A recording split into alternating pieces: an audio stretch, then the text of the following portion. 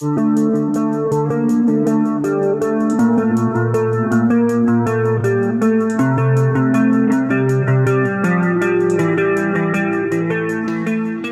once again, Count Zero for the Winners Decks reviews, and we have Ostiosaurus the Astronomer, and this is Sanctum Saurian Starlights. I like this deck, and let me explain to you why.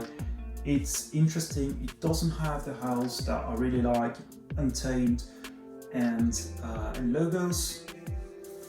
Also, but there's also Sanctum that I always want to like.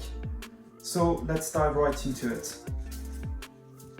With Sanctum, starting with Strange Ordination, this is a new card. Play only if the tide is high, then essentially you gain 3 embers. Then you've got Cleansing Wave, we know that one.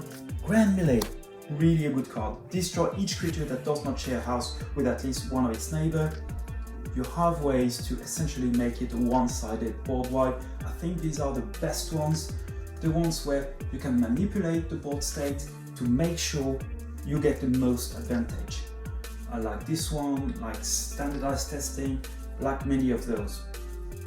And then we've got Light Everlasting. Play a Sanctum creature from your discard pile anywhere in your battle line. This one is really good, I love it.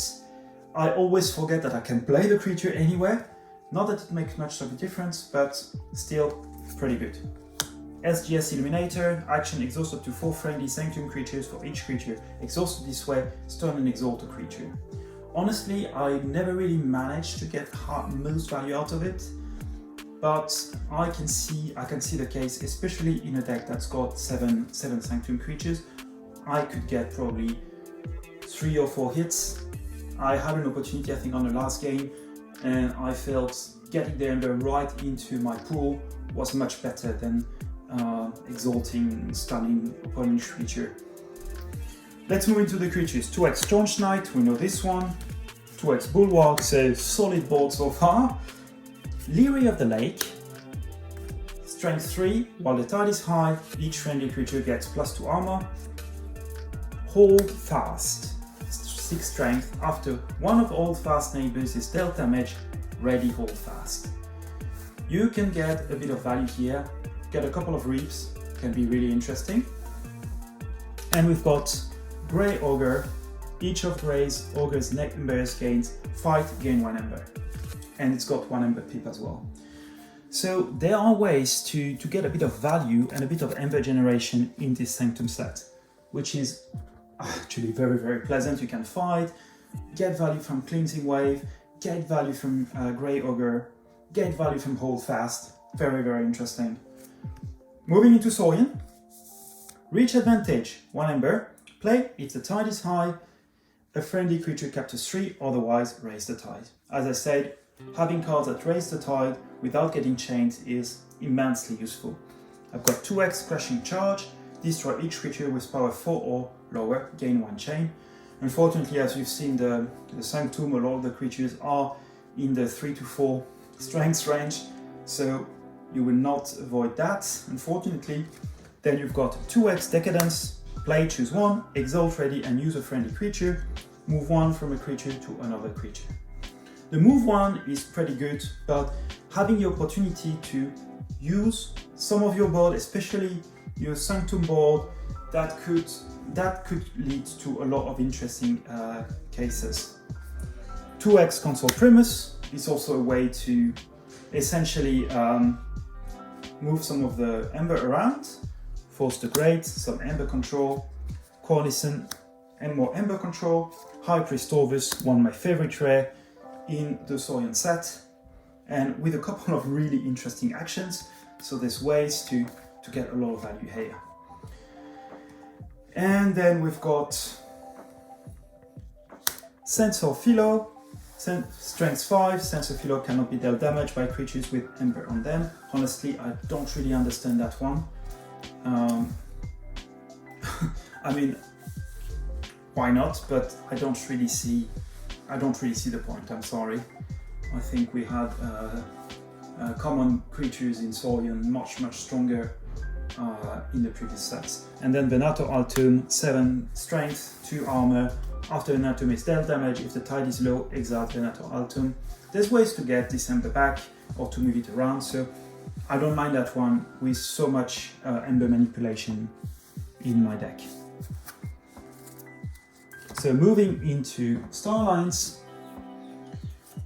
we've got one Zap, 2x Technobabble, play, stun a creature and each of its neighbors that shares a house with it, and there's a little draw icon. Then we've got 3x Biome Discovery, play, if the tide is high, you may look at the top 2 cards of your deck and discard one of them, otherwise raise the tide. Once again, raising the tide without getting chains, really strong. Grand Alliance Council, play, choose a creature of each house, destroy each creature not chosen. Really cool, and especially there's a good board here, but there's not proper board control, so it's nice to have that. Then we've got in the upgrade the Officer's Blaster. This creature gets +2 power and gains destroy, attach Officer's Blaster to its creature's right neighbor. 1 Karkar, 1 Metagenesis Researcher, and 2x Diplomat Agung. Play 5 trip, strength 2. For the remainder of the turn, a friendly creature belongs to the house of your choice in addition to its other houses. And there's a small capture icon here. So, rolling back into this deck, why do I think it is interesting? Let me try to give you a little bit where I think. So let's say first of all, Ember Control. So we've got 2 capture icons. 3.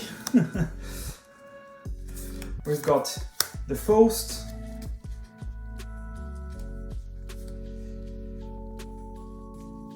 And